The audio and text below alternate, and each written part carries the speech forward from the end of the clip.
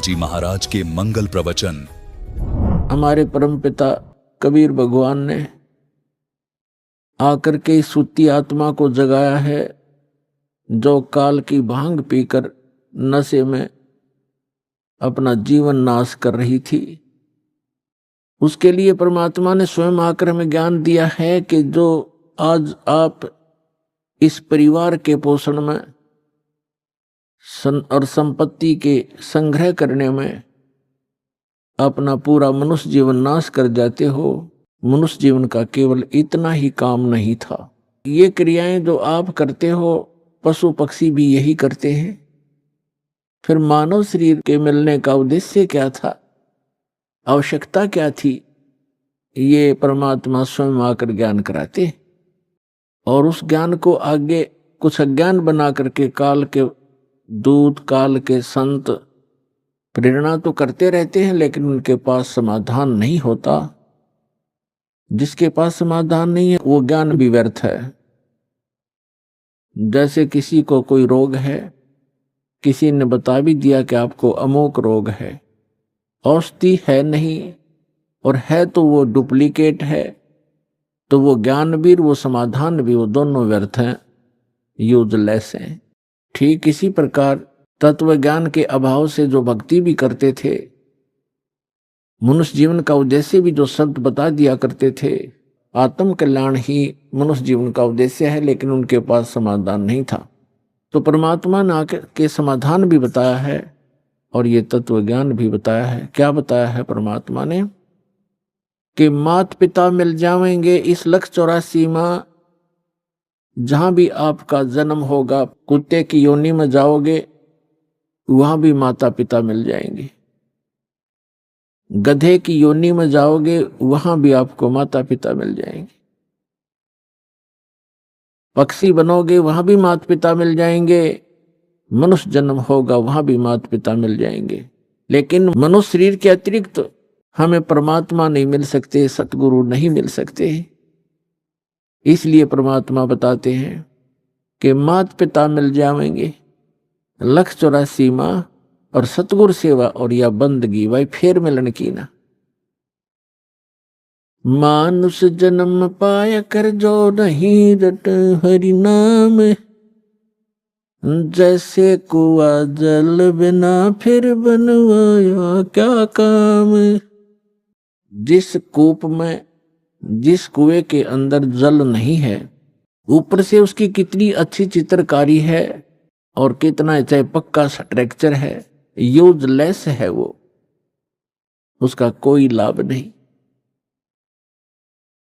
उसमें जल नहीं है। तो इसी प्रकार जो मनुष्य जीवन प्राप्त प्राणी कितना ही उच्च पोस्ट प्राप्त है, कितना ही उसका सुंदर शरीर है, यदि उसमें सत्य भक्ति नहीं है तो ऐसा है जैसे जल रहित कूप होता है।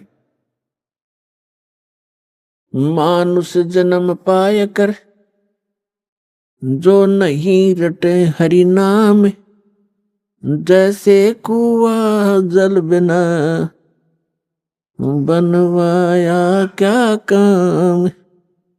मानुष जन्म दुर्लभ है ये मिले न बारंबार, जैसे तरवर से पत्ता टूट गिरे वो बोर न लगता डर।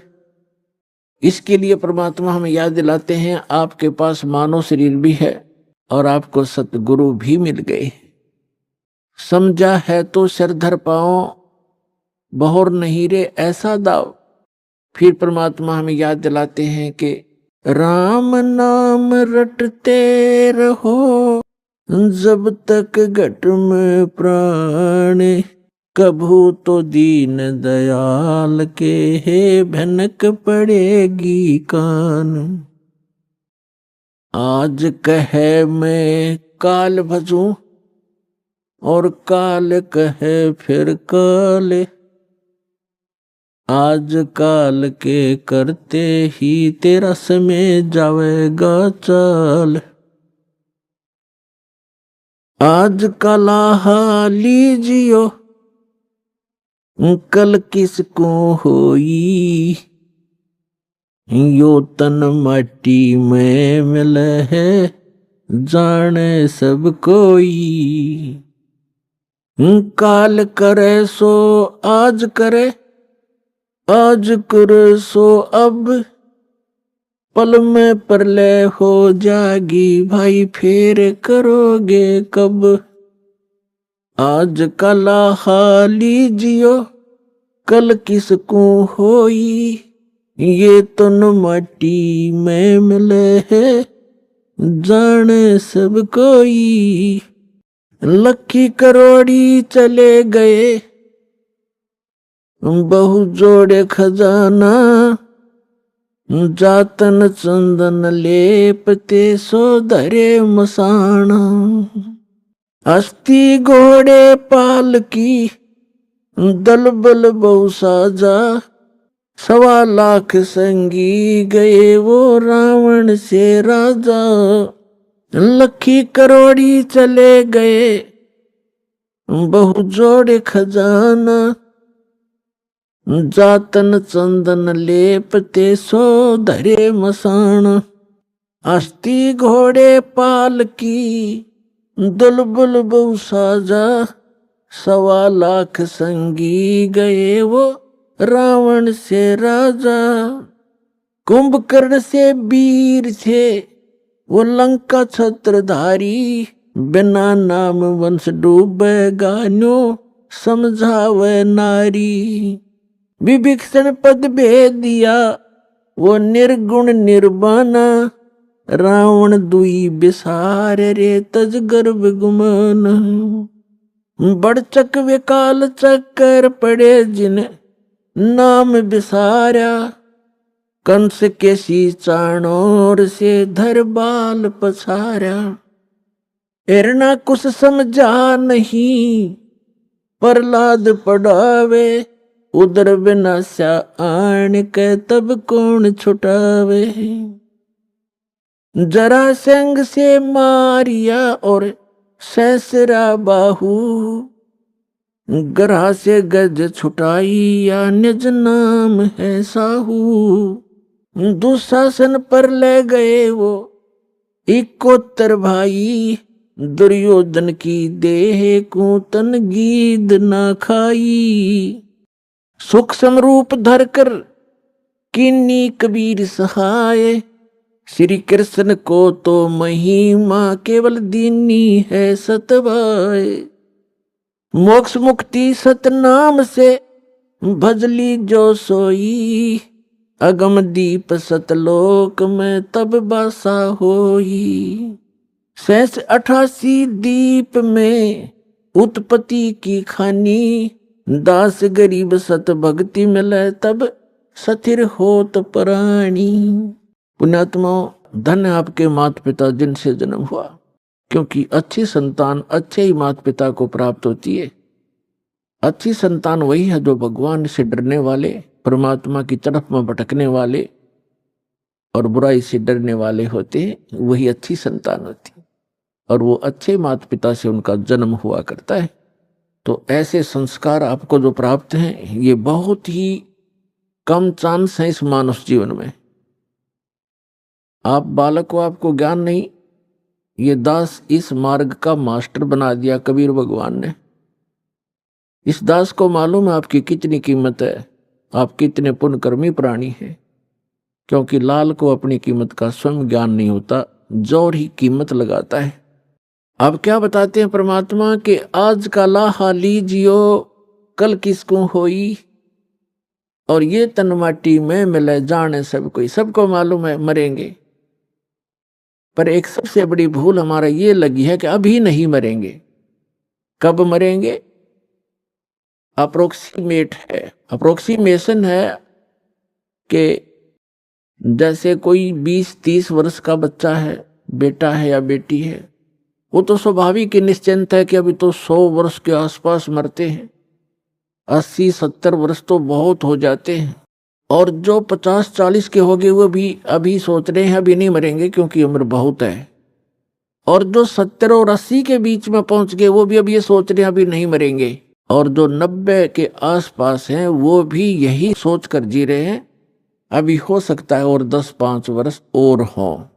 लेकिन हम उसमें भूल जाते हैं 10 वर्ष के बालक, 2 वर्ष के बच्चे गर्भ के अंदर भी, 1 वर्ष का, 6 महीने के, 20 वर्ष के, 30 वर्ष के, कोई किसी कारण से 50 और 40 वर्ष के, ये सब मृत्यु को प्राप्त हो रहे हैं। तो इसलिए परमात्मा याद दिलाते हैं कि आज का लाहाली जियो कल किसको होई। जो अपना धन इकट्ठा कर लोगे, भक्ति कर लोगे, दान धर्म कर लोगे, वो आपका होगा। बाकी ये रेस्टोरेंट है, आपने सब कुछ बना बनू कर यहीं छोड़ जाना, आप साथ नहीं ले जा सकते। तो क्या ले जाना है हमने? जैसे हम विदेश गए हैं, स्वदेश आना है, तो हम विदेश की करेंसी यहां ले भी आएंगे तो वो काम नहीं करेगी, उसको हमने चेंज कराना पड़ेगा। उस करेंसी को हमने अपने स्वदेश वाली करेंसी में चेंज कराना पड़ेगा, तब वो हमारा काम आओगी ना। तो कागज है, एक नए पैसे का भी नहीं है। इसलिए हम यहाँ विदेश में रह रहे हैं। ये काल का लोक, ये विदेश है।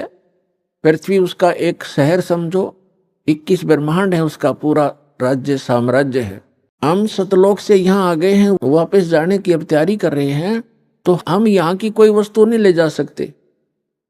इसके लिए हमने करेंसी चेंज करानी पड़ेगी। वो करेंसी कैसे चेंज होएगी? जैसे आप दान करोगे, वो दान फिर पैसा जो है वो दान में बदल जाएगा, और दान से फिर धर्म बनेगा, और धर्म बनकर आपकी किस्मत में लिखा जाएगा। उतना ही अकाउंट आपको उस अपने स्वदेश में मिलेगा। ये आपकी करेंसी चेंज करानी है। तो इसको जितना आप करा पाओगे वो आपका, और जो करेंसी चेंज नहीं करा पाए वो इस काल की यहीं छोड़ के आनी पड़ेगी आपको। इसके लिए क्या बताते हैं कि अस्थि घोड़े पाल की दलबल बहु साजा, लखी करोड़ी चले गए बहु जोड़ खजाना, और जातन चंदन लेपते सो धरे मसाना। राजा लोग, सेठ लोग, साहूकार होते थे। जितना व्यक्ति धनी हो जाएगा उतना ही वो कृत घनी बन जाता है। ये माया का गुण है। राजा लोग क्या करते थे, सारे शरीर पर, जैसे आजकल तो एसी चल पड़े, कूलर कालर हो गए, राजा लोग क्या करते थे, चंदन को घिसवाते थे, और गर्मियों के दिन में सारे शरीर पर चंदन लगा लिया करते थे, और शीतलता प्राप्त करते थे उससे। चंदन जो है बहुत शीतल होता, ठंडा तासीर होती है। इसी प्रकार सेठ और साहूकार। तो परमात्मा कहते हैं, जातन चंदन लेपते, जिसके शरीर पर चंदन लेपन होता था और भक्ति करी नहीं, बकवाद करके जीवन नाश कर गए, पिछले जन्म के पुण्य कर्मों को पूर्व जन्म की बैटरी से राजा बन गए। जब तक पूर्व जन्म के पुण्य चलते हैं ये राजा राज्य भोगता है, धनी अपना धन का सुख लेता है। और यदि भविष्य की भक्ति ठीक ना बनी, शास्त्र अनुकूल साधना नहीं हुई, चार्जर नहीं लगा, तो पूर्व जन्म की बैटरी जिस दिन डिस्चार्ज होएगी, यानी पूर्व जन्म के पुण्य आपके जिस दिन समाप्त हो जाएंगे, उस दिन तुरंत ही अचानक कैर टूटने शुरू हो जाएंगे। जैसे राजा लोगों का इतिहास देख लो आप, पिछला पुराना इतिहास हम पढ़ा करते थे। कोई राजा 5 वर्ष राज्य किया, किसी ने 10 वर्ष किया, किसी ने 12 वर्ष किया। और जो कर्म बिगड़ते हैं इंसान के, कोई ना कोई काल प्रेरणा से दूसरा राजा आके उस पर आक्रमण कर देता है, उसकी नींद हराम हो जाती है, मारा जाता है, लुट जाता है, बच जाता, जंगलों में धक्के खाता है, तो वह बैटरी उसकी समाप्त होगी। और मृत्यु के उपरांत राजा गधे की योनि में जाता है। तो यहां परमात्मा कहते हैं, जैसे अगम निगम को खोज ले, बुद्धि विवेक विचार, उदय अस्त का राज मिले, तो बिन नाम बेगार। कितना सटीक उदाहरण दिया है परमात्मा ने कि जरा सा बुद्धि से काम ले मानव, अगम निगम को खोज ले, अपने भविष्य को विचार कर, और बुद्धि विवेक विचार, उदय अस्त का राज मिले, तो बिन नाम बेगार। यदि पृथ्वी पति बन जावे, उदय यानी जहां से सूर्य उदय होता है और अस्त होता है, अर्थात पूरी पृथ्वी पर जिसका शासन हो, उसको उदय अस्त का राजा कहते हैं। उदय अस्त का राज्य मिले तो बिन नाम बेगार। अब बेगार तो अब शायद किसी बच्चों को ना याद हो, डिफाइन करना पड़ेगा उसको। पहले सन 66-67 में 68 के अंदर हरियाणा में प्रांत अलग हो गया था, इसमें इतना विकास नहीं था, सड़कें बन गई। फिर ये 3 व्हीलर चला करते थे पेट्रोल के, ये बड़े बड़े 3 पहियों वाले 3 व्हीलर के बड़े वाले, और वो गांव से शहर में जाया करते थे। हमारे गांव से 2 3 व्हीलर चला करते थे। एक दिन नहीं आया तो दूसरे ने पूछा कि कल क्या बात होगी, कुशल तो है, आए नहीं। तो उसने कहा कि कल मैं बेगार में फंस गया था। बेगार क्या होती थी? पहले पुलिस वालों के पास ये अपने सरकारी व्हीकल नहीं होते थे, जीप वगैरह। ये ऐसे ही किसी की जीप पकड़ लेते, एक दिन किसी का 3 व्हीलर पकड़ लेते, कोई 4 व्हीलर जबरदस्ती ले लेते, और उसको सारा दिन अपना जो भी उनके काम होते 10-5 गांवों में, कितना रेड मारनी होती, कितना शराब पकड़नी होती, कोई चोर पकड़ना होता या कोई वैसे क्रिमिनल आदमी पकड़ने होते, तो उनको ले जाते थे। वो पेट्रोल भी अपने पल्ले से डाला करता व्हीकल वाला, और सारा दिन उसका पहिया नहीं टेकने देते। आम व्यक्ति को तो ऐसे लगे जैसे बड़ी स्पीड से जा रहा है, कोई अच्छी कमाई कर रहा होगा वो 3 व्हीलर वाला, और वो फंस रहा था बेगार में। तो वो बता रहा था कि कल मैं 200 रुपये अपने घर से लगा कर आया हूँ, यानी उस समय के 200 रुपये आज के 20,000 भी मेरे ख्याल में कम होंगे। कहता 200 रुपये का पेट्रोल अपने पल्ले से लगाया, सुबह ले गए मुझे पकड़कर 6 बजे, रात के 11-12 बजे छोड़ा मुझे। 200 रुपये का तेल लग गया और पल्ले से रोटी खानी थी। वो तो कल मैं बेगार में फंस गया। अब क्या था कि सारा दिन वो चलता तो खूब दिखाई दिया, पहिया टेका नहीं, बहुत स्पीड, इधर चल उधर चल, और इनकम 1 नए पैसे की नहीं थी, खर्चा सारा का सारा था। इसको कहते हैं बेगार। तो जो राजा लोग या सेठ या अन्य कोई भी व्यक्ति समझो, अब जब राजा को ही लिया जाता है, बाकी अन्य नागरिक तो अपने आप अपने औकात से परिचित हो जाते हैं। जब राजा भी जो भक्ति नहीं करता, वो भी बिगाड़ कर रहा है, तो आम व्यक्ति भी उससे अपनी तुलना कर सकता है कि जो भक्ति नहीं करता और केवल माया जोड़न में लाग रहा है, तो वो राजा पूर्व जन्म की जो पुण्य कर्मों की कमाई थी, उसके आधार से, उस पूंजी से उसके खूब ठाठ बाट दिखाई देते हैं, जय जयकार हो रही है, जहां जाते हैं माला डालने वाले और जयकार करने वाले हैं, बैंड बाजा बजाने वाले खूब हैं उसके आगे पीछे। और वो भोली आत्मा अपने पूर्व जन्म की वो बैटरी को, अपने पूर्व जन्म की कमाई को समाप्त कर रहा है, आगे चार्जर है नहीं, यानी भविष्य की भक्ति वो कर नहीं रहा, तो वो राजा बेगार कर रहा है, बेगार अपनी पूंजी को नाश कर रहा है और पल की चैन नहीं। तो यहां गरीबदास साहिब जी परमात्मा से प्राप्त ज्ञान के आधार से कहते हैं,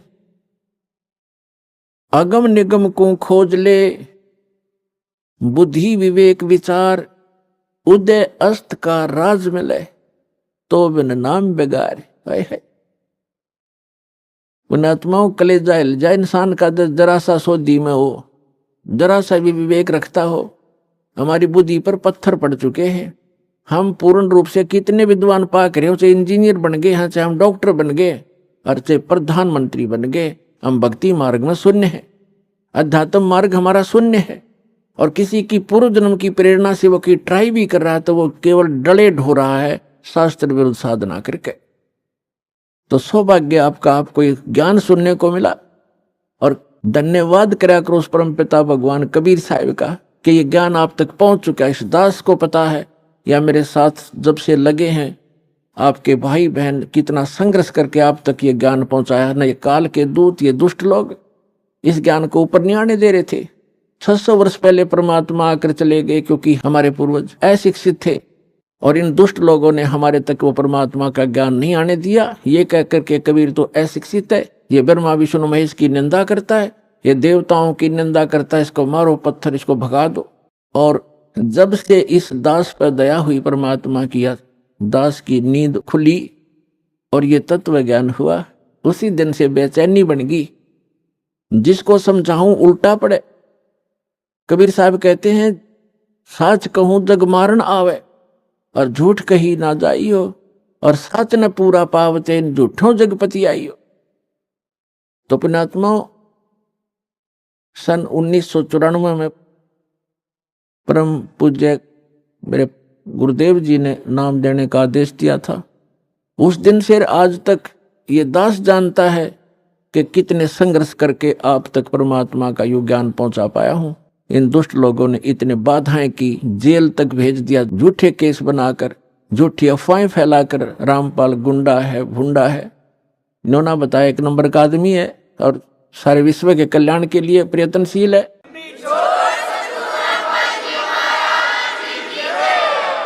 तो पुण्यात्माओं, आप सभी का कर्तव्य बनता है अपने बहन भाइयों तक ये ज्ञान पहुंचाने का। इस मार्ग के अंदर सबसे पहला आपको सहनशील बनना पड़ेगा, क्योंकि ये ऐसा ज्ञान है जो भी सुनता एक बार उसमें तूफान आता ही आता है।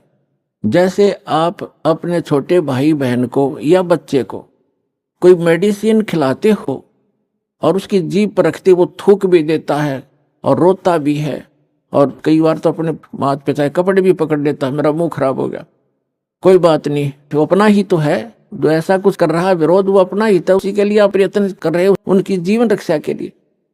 तो उसको फिर धीरे धीरे वो टैबलेट, इंजेक्शन वो लाने पड़ेंगे, उसको खिलाना ही पड़ेगा, तो तब जा करके वो स्वस्थ होगा। तो इसलिए प्रत्येक का कर्तव्य बनता है परमात्मा के इस मार्ग में सहयोग देने का। हम भक्त हैं, भक्त का लड़ाई करना फर्क नहीं होता।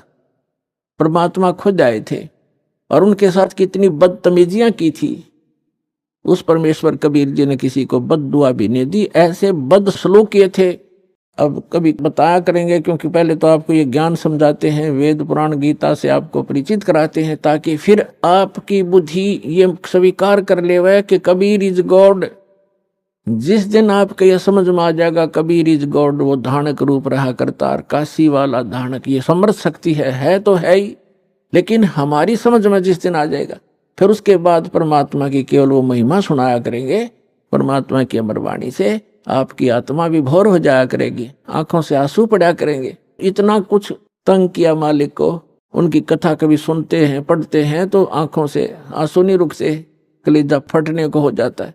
और सबसे बड़ी बात ये देखिए, परमात्मा ने किसी को बद्दुआ तक नहीं दी, नहीं तो वो समर्थ हैं 1 सेकंड में पृथ्वी को नाश कर दें, दूसरी सेकंड में एज इट इज धर दें। ये इतने सक्षम है कबीर भगवान।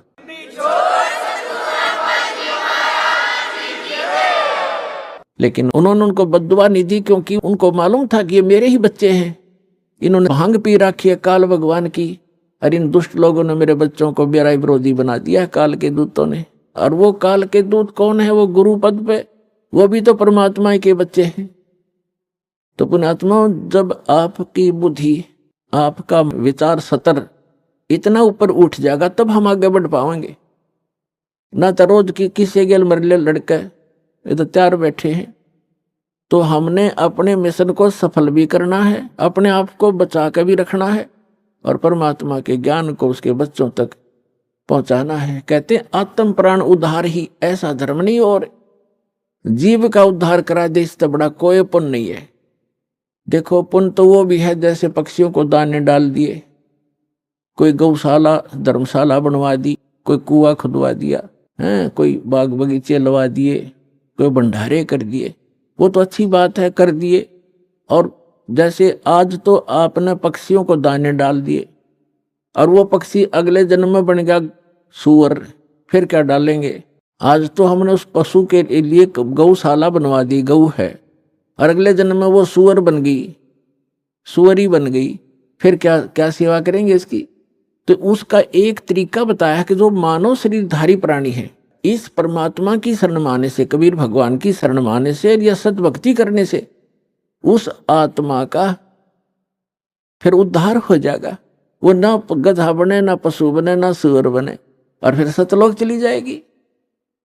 अब कितना झंझट मिट गया। अब कहते हैं सतगुरु के उपदेश का लाया एक विचार, जय सतगुरु मिलते नहीं जाते नरक द्वारे। नरक द्वार में दूत सब करते खेचा ताण, उनसे कभू ना छूटता फिर फिरता चारों खान। चार खानी में भ्रमता कभू न लगता पार, सो फेरा सब मिट गया हमारे सतगुरु के उपकार। क्या बताना चाहते हैं कि एक मानव शरीरधारी प्राणी को और परमात्मा की शरण में ला देने से, ये सतभक्ति प्राप्त करवा देने से उस लाने वाले को इतना पुण्य होगा जैसे करोड़ गौओं को कसाई से कटने से बचा कर और चरागाह में छोड़ देने का होता है। इतना पुण्य उस मार्गदर्शक को होगा जो सतलोक आश्रम का राह बता देगा, यहाँ का ज्ञान सुना देगा, उस जीव को यहाँ नाम दिला देगा।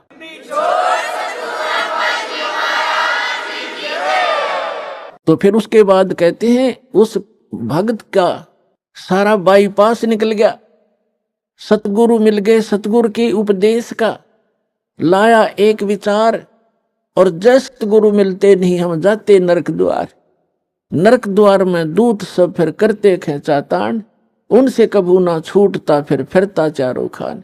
चार खानी में भ्रमता और कभू न लगता पार, और सो फेरा सब मिट गया मेरे सतगुरु के उपकार। ओए अब ना वो पशु बने, ना पक्षी बने, और ना कोई और नरक में जावे। तो कितना बाईपास निकाल दिया परमात्मा की कृपा से, उस सच्चे नाम से वो कितना बाईपास निकल गया। तो इस प्रकार कहते हैं आत्म प्राण उद्धार ही, ऐसा धर्म नहीं और इससे बड़ा कोई पुण्य नहीं प्राणी को। पुण्य तो और भी है, लेकिन अगर आप परोपकार करना चाहते हैं, आपके दिल में दया है प्राणियों के प्रति, तो मानव शरीरधारी प्राणी को परमात्मा की शरण प्राप्त करवा दे। बुरा वो भी नहीं है जैसे पक्षी है, अपने घर पर दाने डाल दो, कुत्ता आता है रोटी डाल दो, अपने ही घर पर डालो, कहीं विशेष स्थानों पर मत भटको, ये व्यर्थ है।